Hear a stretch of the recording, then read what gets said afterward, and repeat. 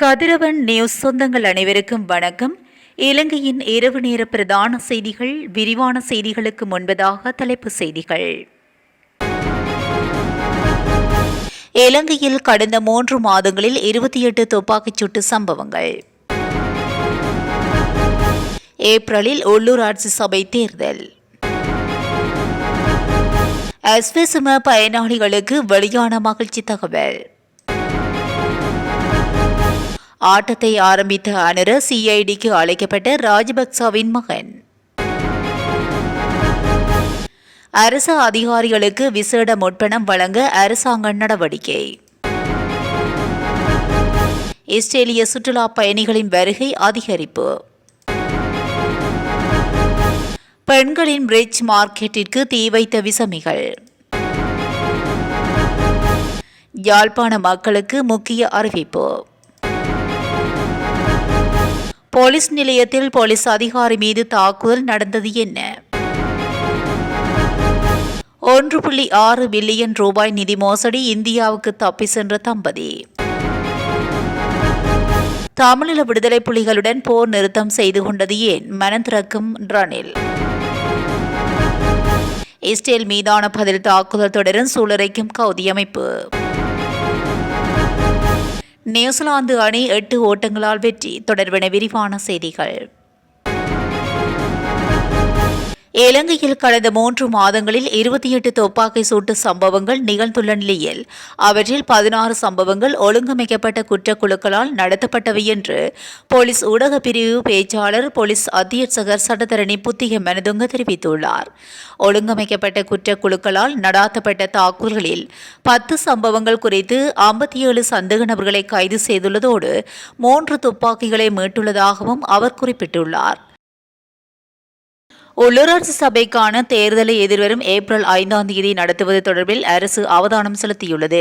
குறித்த தேர்தலுக்காக ஏற்கனவே பெறப்பட்ட வேட்புமனுக்களை ரத்து செய்துவிட்டு புதிதாக வேட்புமனுக்களை கோருவதற்கான சட்ட திருத்தம் எதிர்வரும் ஜனவரி மாதம் நாடாளுமன்றத்தில் நிறைவேற்றப்பட உள்ளது.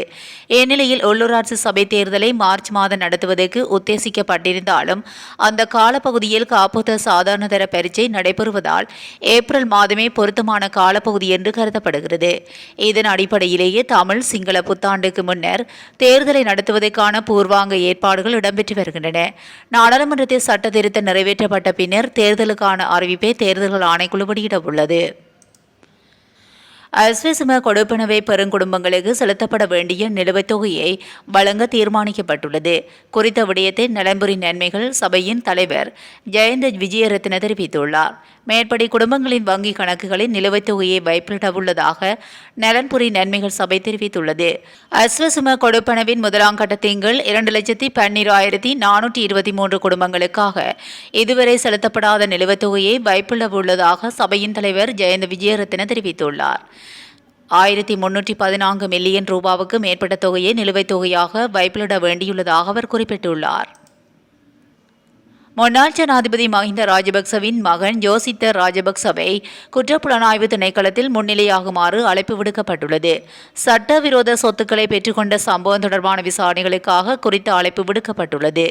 இதன் அடிப்படையில் எதிர்வரும் 3ஆம் தேதி குற்றப்புலனாய்வு திணைக்களத்தில் முன்னிலையாகுமாறு தெரிவிக்கப்பட்டுள்ளது. அத்தோடு பாரிய நிதி மோசடி மற்றும் கொலை சம்பவங்கள் உள்ளிட்ட பல்வேறு குற்றச்சாட்டுகளுடன் தொடர்புடைய 5 முன்னாள் அமைச்சர்களின் விசாரணைகளை துரிதப்படுத்த அரசாங்கம் கவனம் செலுத்தி வருவதாகவும் அண்மையில் தெரிவிக்கப்பட்டது. குறித்த 5 பேர் தொடர்பில் கிடைக்கப்பெற்ற முறைப்பாடுகள் மற்றும் தகவல் அறிக்கைகளின் அடிப்படையில் விசாரணைகள் ஆரம்பிக்கப்பட உள்ளதாக அரசாங்க தகவல்கள் சுட்டிக்காட்டியிருந்தமை குறிப்பிடத்தக்கது. அரசு அதிகாரிகளுக்கு அடுத்த ஆண்டுக்காக 4,000 ரூபாவுக்கு மிகாத விசேட முற்பணத்தை வழங்க அரசாங்கம் தீர்மானித்துள்ளது. பொது நிர்வாக அமைச்சின் செயலாளர் எஸ். ஆலோக பண்டார இதனை தெரிவித்துள்ளார். எதிர்கால வேதனத்தில் கழிக்கப்படும் வகையில் இந்த முற்பணத் தொகை வழங்கப்படும் எனவும் அவர் குறிப்பிட்டுள்ளார். இதன்படி இந்த முற்பணம் ஜனவரி மாதம் 1ஆம் தேதியிலிருந்து பிப்ரவரி மாதம் 28ஆம் தேதிக்குள் செலுத்தப்பட உள்ளது. இது தொடர்பான நடவடிக்கைகள் அமைச்சின் செயலாளர்கள், மாகாண பிரதமர் செயலாளர்கள் மற்றும் திணைக்கள தலைவர்களினால் மேற்கொள்ள எனவும் பொது நிர்வாக அமைச்சின் செயலாளர் எஸ். ஆலோக பண்டார தெரிவித்துள்ளார். டிசம்பர் மாதத்தில் நாட்டிற்கு வருகை தந்த இஸ்ரேலிய சுற்றுலா பயணிகளின் எண்ணிக்கை அதிகரித்துள்ளது. இதன்படி இம்மாதத்தின் முதல் 25 நாட்களில் நாட்டிற்கு வருகை தந்துள்ள இஸ்ரேலிய சுற்றுலா பயணிகளின் எண்ணிக்கை 1675 பதிவாகியுள்ளது. முன்னதாக கடந்த நவம்பர் மாதம் 878 இஸ்ரேலிய சுற்றுலா பயணிகள் நாட்டுக்கு வருகை தந்திருந்தமை குறிப்பிடத்தக்கது. மட்டக்களப்பு கல்லடி பழைய பாலத்தில் பெண் தலைமை தாங்கும் பெண்களால் முன்னெடுக்கப்பட்டு வரும் பிரிட்ஜ் மார்க்கெட் இனந்தெரியாத நபர்களால் தீக்கிரையாக்கப்பட்டுள்ளது. மட்டக்களப்பு மாவட்டத்தின் நஞ்சற்ற உணவு வகைகளை விற்பனை செய்யும் ஒரு சந்தையாக காணப்பட்ட பிரிட்ஜ் மார்க்கெட் காணப்பட்டது. இச்சந்தையில் சுமார் 12 வருடங்களாக 30 பெண் தலைமை தாங்கும் குடும்பங்களைச் சேர்ந்த பெண்கள் தமது வாழ்வாதாரத்துக்காக நாளாந்தம் மரக்கறி, அரிசி, அரிசிமா, தேன், நெய், கருவாடு போன்ற மேலும் பல உற்பத்தி பொருட்களை விற்பனை செய்து வந்தனர். குறித்த பெண்கள் சந்தையூடாகவே தமது வாழ்வாதாரத்தை ஈட்டி வந்த நிலையிலேயே இந்நாசகார செயல் மேற்கொள்ளப்பட்டுள்ளது. நேற்று நள்ளிரவு குறித்த நாசகார செயலில் ஈடுபட்டதாக சந்தேகிக்கப்படும் மனநலம் பாதிக்கப்பட்டவராக சொல்லப்படும் நபரொருவரை மட்டக்களப்பு தலைமையக போலீசார் விசாரணைகளுக்காக அழைத்து சென்றுள்ளனர். கடந்த சில மாதங்களாக குறித்த சந்தைக்கு அருகாமையில் போலீஸ் காவலர்களில் இருந்த போலீசாரின் கடமை நிறுத்தப்பட்டது. அதன் பின்னர் குறித்த பகுதியில் குற்ற செயல்களும் போதைப்பொருள் பாவனையாளர்களின் நடமாட்டமும் அதிகரித்திருந்ததாக அப்பகுதியில் வியாபாரத்தில் ஈடுபடும் வியாபாரிகள் தெரிவிக்கின்றனர். தற்போது யாழ்ப்பாணம் மாவட்டத்தில் டெங்கு நோயின் தாக்கம் அதிகரித்து வருவதாக மாவட்ட பிராந்திய சுகாதார சேவைகள் பணிப்பாளர் வைத்தியர் கேதீஸ்வரன் தெரிவித்துள்ளார். யாழ்ப்பாணம் பிராந்திய சுகாதார சேவைகள் பணிமனையில் நேற்று இடம்பெற்ற ஊடக சந்திப்பில் வைத்தே அவர் இதனை குறிப்பிட்டுள்ளார். இந்நிலையில் டெங்கின் தாக்கத்தை கட்டுப்படுத்த எதிர்வரும் வாரத்தில் யாழ்ப்பாணம் மாவட்டத்தில் டெங்கு ஒழிப்பு தினங்களாக 2 தினங்கள் பிரகடனப்படுத்தப்பட்டுள்ளதாக அவர் மேலும் தெரிவித்துள்ளார். அம்பாறையில் விசாரணை மேற்கொண்டிருந்த போலீஸ் அதிகாரியை குழுவாக இணைந்து தாக்கிய சந்தேக நபர்களை பெரிய நீலவானை போலீசார் கைது செய்துள்ளனர். தாக்குதலினால் நிலைகுலைந்த குறித்த போலீஸ் அதிகாரி காயமடைந்த நிலையில் மருதமுனை பிரதேச வைத்தியசாலையில் அனுமதிக்கப்பட்டுள்ளார். அம்பாறை பெரிய நீலவானை போலீஸ் பிரிவுக்குட்பட்ட பாண்டிருப்பு திருவள்ளூர் வீதியில் இடம்பெற்ற இருசாரார் முருகல் தொடர்பில் நேற்று விசாரணை மேற்கொண்டிருந்த போலீஸ் அதிகாரி மீதே தாக்குதல் மேற்கொள்ளப்பட்டிருந்தது. சம்பவம் தொடர்பில் மேலும் தெரிய வருகையில் பெரிய நீலவானை போலீஸ் நிலைய பல்வேறு குற்றத்தடுப்பு பிரிவின் வியாழக்கிழமை முறைப்பாடு ஒன்று வழங்கப்பட்டிருந்தது. முறைப்பாட்டை ஆராய இருதரப்பினரை வரவழைத்த போலீஸ் அதிகாரி விசாரணை விடயங்களை ஆராய்ந்து கொண்டிருந்தார். குறித்த விசாரணையில் போலீஸ் அதிகாரி முன்னிலையில் இடம்பெற்றுக் கொண்டிருந்த போது முறைப்பாட்டாளர் பக்கமாக நின்ற பெண் திடீரென தனது செருப்பினை கழற்றி மறுமுனையில் இருந்த எதிராளியை நோக்கி பலமுறை தாக்கியுள்ளார். இதன்போது உடனடியாக செயல்பட்ட அப்போலீஸ் அதிகாரி குறித்த தாக்குதலை நிறுத்துமாறு கோரி சமரசப்படுத்த முயற்சித்துள்ளார். இந்நிலையில் போலீஸ் அதிகாரியை திடீரென குழுவாக இணைந்து போலீஸ் நிலையத்தில் வைத்து விசாரணைக்கு அழைக்கப்பட்டவர்கள் தாக்கியுள்ளனர்.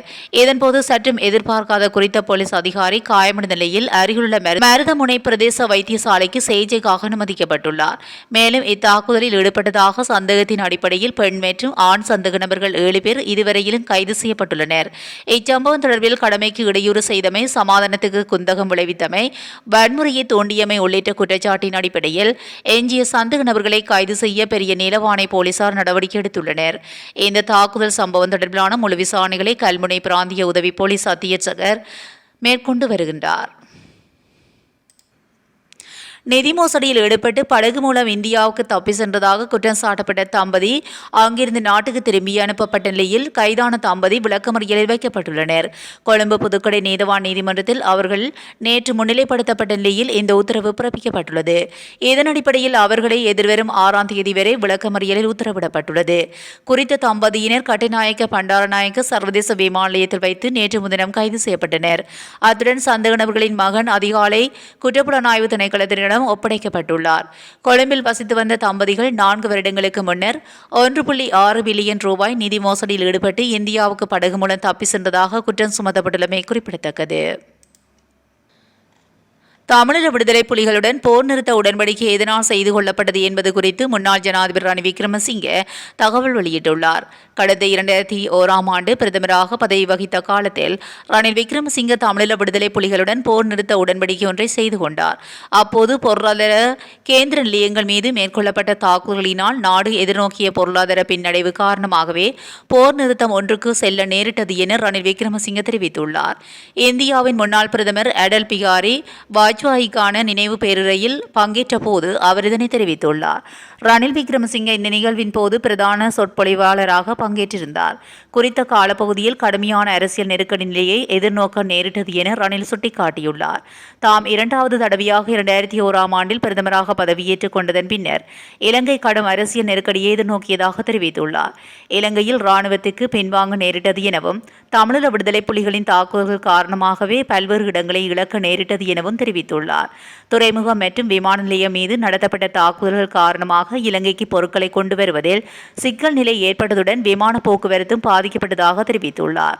இதனால் நாட்டின் பொருளாதார நெருக்கடியை எதிர்நோக்க நேரிட்டதாக அவர் தெரிவித்துள்ளார். மாற்று வழியின்றி பொருளாதார நோக்கங்களுக்காக தமிழீழ விடுதலை புலிகளுடன் போர் நிறுத்தத்துக்கு சென்றதாக அவர் தெரிவித்துள்ளார். பிரதமராக பதவியேற்றுக் கொண்டதன் பின்னர் தாம் உடனடியாக புதுடெல்லி நோக்கி பயணமானதாகவும் ரணில் விக்ரமசிங்கே தனது சொற்பொழிவில் சுட்டிக்காட்டியுள்ளார். ஏமனில் இஸ்ரேலிய தரப்பினரின் தாக்குதல்கள் அதிகரித்துள்ள போதிலும் தங்களது பதில் தாக்குதல் தொடர்ந்தும் நடத்தப்படும் என கவுதி கிளர்ச்சியாளர்கள் தெரிவித்துள்ளனர். காசாவில் இடம்பெற்ற இனப்படுகொலைக்கு பதிலளிக்கும் வகையில் தங்களது தரப்பிலிருந்து தொடர்ந்தும் தாக்குதல் நடத்தப்படும் என கவுதி அமைப்பினர்கள் கிளர்ச்சிப் படையின் அரசியல் தலைவரான முகமது அல் புகைதி தெரிவித்துள்ளார். மேலும் இஸ்ரேல் மீதான தங்களது ராணுவ இலக்குகளை அதிகரிக்க உள்ளதாகவும் அவர் குறிப்பிட்டுள்ளார். முன்னதாக ஏமனின் தலைநகரான செனா மீது இஸ்ரேலிய போர் விமானங்கள் தாக்குதல் நடத்தியுள்ளன. அங்குள்ள விமான நிலையம், துறைமுகங்கள் மற்றும் மின் உற்பத்தி நிலையங்கள் என்பவற்றை இலக்கு வைத்து இஸ்ரேல் இவ்வாறு தாக்குதலை நடத்தியுள்ளது. இதன்போது 4 பேர் கொல்லப்பட்டதாகவும் தெரிவிக்கப்படுகிறது. காசா மீதான இஸ்ரேலின் தாக்குதல் ஆரம்பிக்கப்பட்டதிலிருந்து ஈரான் ஆதரவு குழுவான கவுதி கிளர்ச்சியாளர்கள் தரப்பினர் இஸ்ரேல் மீது தாக்குதலை நடத்தி வருகின்றனர். அதே நேரம் இந்த விடயம் தொடர்பில் தாம் கவலையடைவதாகவும் தெரிவித்துள்ள ஐக்கிய நாடுகள் சபையின் பொதுச் செயலாளர் ஆண்டோனியா குட்ரஸ், விமான நிலையம் மற்றும் துறைமுகங்கள் போன்றவற்றின் மீதான தாக்குதல்கள் காரணமாக மனிதாயமான உதவிகளை வழங்குவதில் சிக்கல் ஏற்படும் எனவும் குறிப்பிட்டுள்ளார். இலங்கை மற்றும் நியூசிலாந்து அணிகளுக்கு இடையிலான முதலாவது 20-20 கிரிக்கெட் போட்டியில் நியூசிலாந்து அணி 8 ஓட்டங்கள் வித்தியாசத்தில் வெற்றி பெற்றது. போட்டியின் நாணய சுழற்சியில் வெற்றி பெற்ற இலங்கை அணி முதலில் களத்தடுப்பில் ஈடுபட தீர்மானித்துள்ளது. இதன் அடிப்படையில் முதலில் துடுப்படுத்தாடிய நியூசிலாந்து அணி 20 ஓவர்கள் நிறைவில் 8 விக்கெட்டுகளை இழந்து 172 ஓட்டங்களை பெற்றது. இதனையடுத்து 173 ஓட்டங்கள் எனும் வெற்றி இலக்கை நோக்கி துடுப்படுத்தாடிய இலங்கை அணி 20 ஓவர்கள் நிறைவில் 8 விக்கெட்டுகளை இழந்த 164 ஓட்டங்களை மாத்திரம் பெற்று தோல்வியை தழுவியுள்ளது.